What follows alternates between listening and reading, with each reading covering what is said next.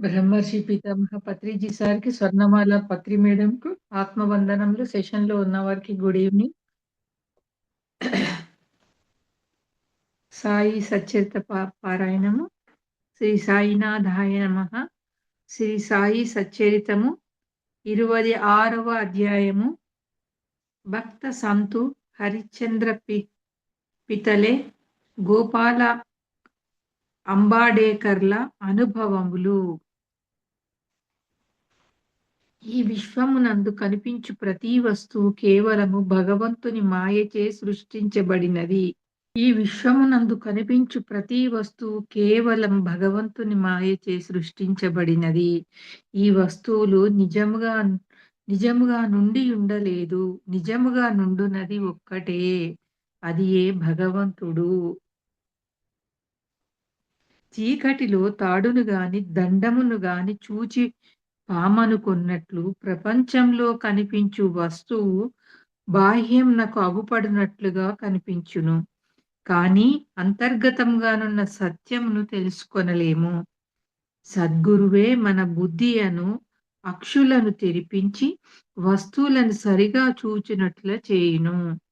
మన కనపడునది నిజస్వరూపము కాదని గ్రహించెదము. కాబట్టి సద్గురుని అసలైన దృష్టిని కలుగజేయమని ప్రార్థింతుము కాక, అదే సత్య దృష్టి. అంతరంగిక పూజ. హేమాండ్ పాంత్ మనకొక కొత్త రకం పూజా విధానమును బోధించుచున్నారు. సద్గురుని పాదములు కడుగుట ఆనంద బాష్పములనే వేడి నీళ్లును ఉపయోగించెదముగాక. స్వచ్ఛమైన ప్రేమయను చందనమును వారి శరీరమునకు పూసెదముగాక. దృఢ విశ్వాసమను వస్త్రంతో వారి శరీరమును కప్పెదముగాక. అష్ట సాత్విక భావములనెడు 8 తామర పుష్పములు సమర్పించెదముగాక. ఏకాగ్ర చిత్తమను ఫలమును సమర్పించెదముగాక. భావమను బుక్క వారి శిరముపై జల్లి భక్తి అనే ములత్రాడును కట్టెదముగాక. మన శిరస్సును వారి బొటనవేళ్లపై నుంచెదముగాక. సద్గురుని ఈ ప్రకారముగా నగలతో నలంకరించి మన సర్వస్వమును వారికి సమర్పితముగాక. అట్టి ఆనందకరమైన పూజ చేసిన పిమ్మట ఇటుల ప్రార్థించెదముగాక. మా మనసు అంతర్ముఖము చేయుము, దానిని లోపలి వైపు పోవునట్లు చేయుము. నిత్యానిత్యములకు గల తారతమ్యము తెలుసుకొను శక్తి దయచేయుము. ప్రపంచ వస్తువులందు మాకు గల ఆసక్తిని పోగొట్టి మాకు ఆత్మసాక్షాత్కారము కలుగునట్లు చేయుము. మేము మా శరీరమును ప్రాణమును సర్వమును నీకు సమర్పించెదము. సుఖ దుఃఖానుభవములు కలగకుండునట్లు మా నేత్రములు నీవిగా చేయుము. మా శరీరమును మనస్సును నీ స్వాధీనం అందించుకొనుచు నీ ఇష్టం వచ్చినట్లు చేయుము. మా చంచల మనస్సు నీ పాదాల చింత విశ్రాంతి పొందుగాక. ఇక ఈ అధ్యాయంలో కథల వైపు మరలుదము. భక్త పంత్. ఒకనాడు పంతు అను భక్తుడు మరొక సద్గురుని శిష్యుడు అదృశ్యవశనమున షిరిడీకి వచ్చెను. అతనికి షిరిడీకి పోవు ఇచ్చ లేకుండెను. కాని తానొకటి తలిచిన దైవం ఇంకొకటి తలుచునందురు.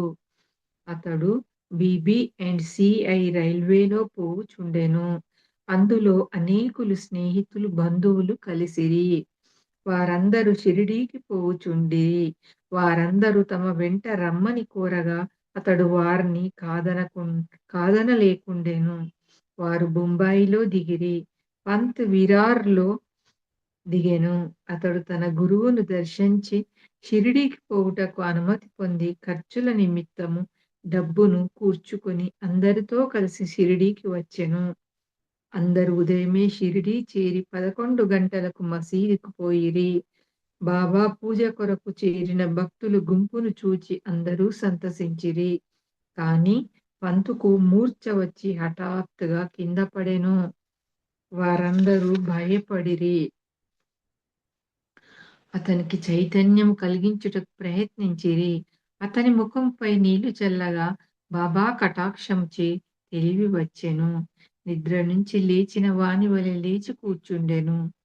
సర్వజ్ఞుడగు బాబా అతడు ఇంకొక గురువు తాలూకు శిష్యుడని గ్రహించి నిర్భయముగా నుండమని ధైర్యం చెప్పుచు తన గురువు నందే భక్తి నిల్చున్నట్లు నీ కింది విధముగా పలికెను. ఏమైనను కానిండు పట్టు విడువరాదు. నీ గురుని యందే యాశ్రమం నిలుపుము. ఎల్లప్పుడు నిలకడగా నుండుము. ఎప్పుడు వారి ధ్యానమునందే మునిగియుండుము. పంత్ ఈ మాటల యొక్క ప్రాముఖ్యమును గ్రహించెను. ఈ విధముగా తన సద్గురుని జ్ఞప్తికి తెచ్చుకొనెను. అతడు తన జీవితంలో బాబా చేసిన ఈ మేలును మరువలేదు. హరిశ్చంద్ర పితలే బొంబాయిలో హరిశ్చంద్ర పితలే నాతడుండెను. అతనికి మూర్ఛ రోగంతో బాధపడుచున్న కొడుకొకడు కలడు. ఇంగ్లీషు మందులను, ఆయుర్వేద మందులను కూడా వాడెను. కానీ జబ్బు కుదరలేదు. కావున యోగుల పాదములపై పడుటయనే సాధనమొక్కటే మిగిలెను. 15వ అధ్యాయమందు చక్కని కీర్తనలచే దాసగను బాబా కీర్తిని బొంబాయి ప్రెసిడెన్సీలో వెల్లడి చేసెనని తెలుసుకొంటిమి. 1910లో పితలే అట్టి కథలు కొన్నింటిని వినెను. వాని నుండి ఇతరులు చెప్పిన దాని నుండి బాబా తన దృష్టి చేతను, స్పర్శ చేతను బాగుకానట్టి జబ్బులను బాగు చేయునని గ్రహించెను. సాయిబాబాను చూచుటకు మనస్సులో కోరిక పుట్టెను. సర్వ విధముల సన్నాహమై బహుమానములు వెంట తీసుకొని పండ్ల బుట్టలను పట్టుకొని భార్యాబిడ్డలతో షిరిడీకి వచ్చెను. అతడు మసీదుకు పోయెను. బాబాకు సాష్టాంగ నమస్కారం చేసెను. తన రోగి కొడుకును బాబా పాదములపై ఉంచెను. బాబా ఆ బిడ్డ వైపు చూడగానే ఒక వింత జరిగెను. పిల్లవాడు వెంటనే కండ్లు గిర్రున తిప్పి చైతన్యం తప్పి నేలపై పడెను. అతని నోట చొంగ కారెను. అతని శరీరము చెమట పట్టెను. అతడు చచ్చిన వాని వలె పడెను. దీనిని చూచి తల్లిదండ్రులు మిక్కిలి భయపడిరి. అటువంటి మూర్ఛలు వచ్చుచుండెను కాని ఈ మూర్ఛ చాలా సేపటి వరకుండెను. తల్లి కంటి నీరు వరదలుగా కారుచుండెను. ఆమె ఏడ్చుటకు మొదలిడెను. ఆమె స్థితి దొంగల నుండి తప్పించుకొన వాని వలె ఒక గృహంలోనికి పెరిగెత్తగా అది తన నెత్తిపై బడినట్లు పులికి భయపడి పారిపోయి కసాయి వాని చేతిలో పడిన యావు వలె ఎండచే బాధపడి చెట్టు నీడకు పోగా అది బాటసారిపై పడినట్లు లేదా భక్తుడు దేవాలయంనకు పోగా అది వానిపై కూలినట్లుండెను. ఆమె ఇటులేడ్చుచుండగా బాబా ఆమెనిటులను ఓదార్చెను. ఇటులేడవవలదు, కొంతసేపు ఆగుము, ఓపిక నుండుము, ఓపికతో నుండుము. కుర్రవానిని బసకు తీసుకొని పొమ్ము, అరగంటలో వానికి చైతన్యము వచ్చును. బాబా చెప్పిన ప్రకారం వారు నెరవేర్చిరి. బాబా మాటలు యథార్థములయ్యెను. వాడాలోనికి తీసుకొని పోగానే కుర్రవానికి చైతన్యము వచ్చెను. పితలే కుటుంబమంతయు సంతోషించిరి. వారి సంశయములన్నీయూ తీరెను. పితలే బాబా దర్శనమునకై భార్యతో మసీదుకు వచ్చెను. వారు బాబా పాదములకు వినయంగా సాష్టాంగ నమస్కారం చేసి వారి పాదములనొత్తుచూ కూర్చుండిరి. మనసులో బాబా చేసిన ఉపకారమునకు నమస్కరించుచుండిరి. బాబా చిరునవ్వుతో నిట్లనిరి, నీ ఆలోచనలు, సంశయములు, భయోత్పాతములు ఇప్పుడు చల్లబడినవా? ఎవరికైతే నమ్మకం, ఓపిక గలదో వారిని తప్పక భగవంతుడు రక్షించును. నమ్మకం, ఓపిక ఉండాలని ఇక్కడ చెప్తున్నాడు. పితలే ధనికుడు, మర్యాద గలవాడు. అతడందరికీ అపరిమితముగా మిఠాయిలు పంచిపెట్టెను. బాబాకు చక్కని పండ్లను తాంబూలం ఇచ్చెను. పితలే భార్య సాత్వికురాలు. ఆమె నిరాడంబరత, ప్రేమ భక్తులతో నిండి ఉండెను. ఆమె స్తంభమునకు దగ్గరగా కూర్చొని బాబా వైపు దృష్టి నిలిపి కండ్ల నుండి ఆనంద బాష్పములు రాల్చుచుండెను. ఆమె స్నేహ ప్రేమ భావములను గని బాబా మిక్కిలి సంతృష్టి చెందెను. దేవుని వలె యోగీశ్వరులు కూడా తమ భక్తులపై నాధారపడెదరు.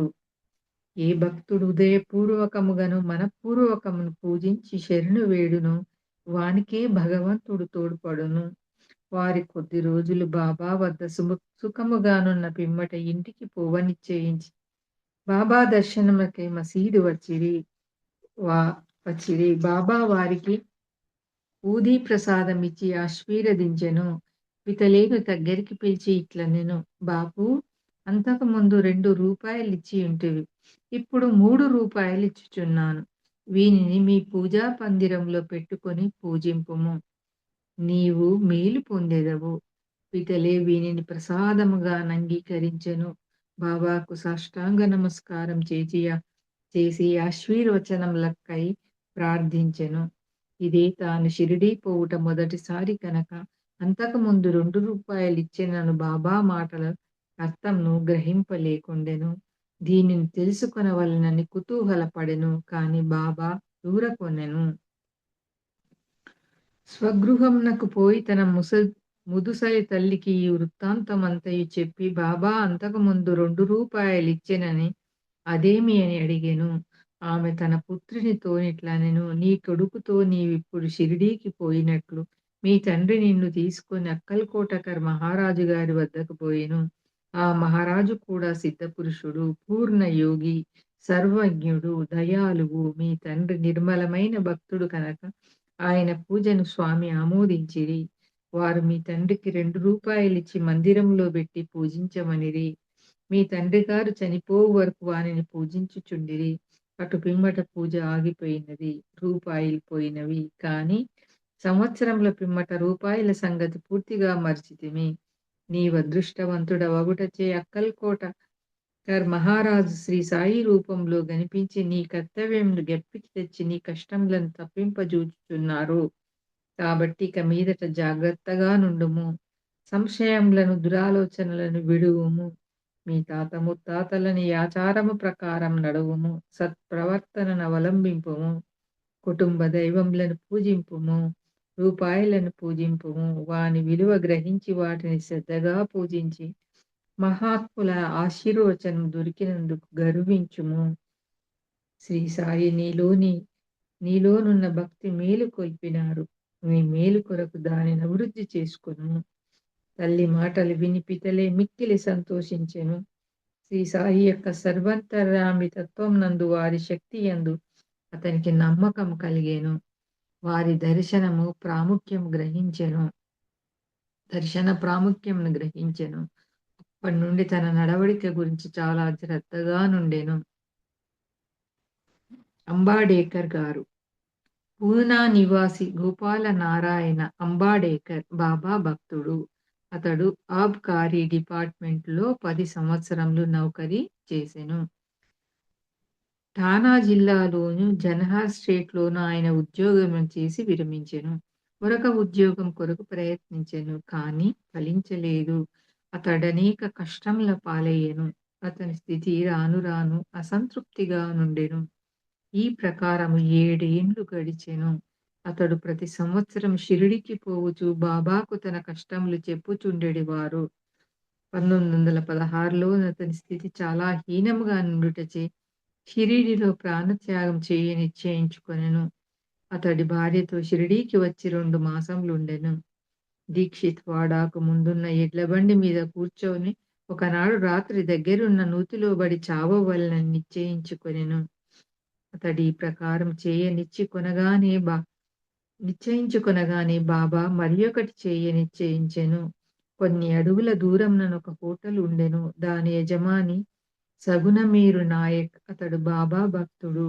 అతడు అంబాడేకర్ను పిలిచి అక్కల్కోటకర్ మహారాజు గారి చరిత్రను చదివితివా అని అడుగుచూ పుస్తకమునిచ్చెను. అంబాడేకర్ దానిని తీసుకొని చదవనించెను. పుస్తకం తెరుచుకొని సరికి ఈ కథ వచ్చెను. అక్కల్కోటకర్ మహారాజు గారి కాలంలో ఒక భక్తుడు బాగుకానట్టి దీర్ఘ రోగంచే బాధపడుచుండెను. బాధను సహించలేక నిరాశ చెంది బావిలో దుమికెను. వెంటనే మహారాజు వచ్చి వానిని బావిలోంచి బయటికి తీసి ఇట్లనెను, గత జన్మ పాపపుణ్యముల నీవు అనుభవించక తప్పదు. కర్మానుభవము పూర్తి కాకున్నచో ప్రాణత్యాగం నీకు తోడ్పడదు. నీవింకొక జన్మ ఎత్తి బాధ అనుభవించవలెను. చచ్చుటకు ముందు కొంతకాలమేల నీ కర్మననుభవించరాదు. గత జన్మముల పాపములనేల తుడిచివేయరాదు. దానిని శాశ్వతంగా పోవునట్లు జేయును. సమయోచితమైన ఈ కథను చదివి అంబాడేకర్ మిగిలిన ఆశ్చర్యపడెను. వాని మనస్సు కరిగెను. బాబా సలహా ఈ ప్రకారముగా లభింపనిచో వాడు చచ్చియే ఉండును. బాబా సర్వజ్ఞత్వంను, దయాళుత్వంను చూచి అంబాడేకర్‌కు బాబా అందు నమ్మకం బలపడి అతనికి అతనికి అతని భక్తి దృఢమయ్యెను. అతని తండ్రి అక్కల్‌కోటకర్ మహారాజు భక్తుడు. కాన కొడుకు కూడా తండ్రి వలె భక్తుడు కావాలనని బాబా కోరిక. అతడు బాబా ఆశీర్వచనమును పొందెను. వాని శ్రేయస్సు వృద్ధి పొందెను. జ్యోతిష్యము చదివి అందులో ప్రావీణ్యం సంపాదించి దాని ద్వారా తన పరిస్థితి బాగు చేసుకొనెను. కావలసినంత ధనమును సంపాదించుకొనగలిగెను. మిగతా జీవితమంతయు సుఖముగా గడిపెను. శ్రీ సాయినాథాయ నమః. 26వ అధ్యాయం సంపూర్ణం. సద్గురు శ్రీ సాయినాథార్పణమస్తు.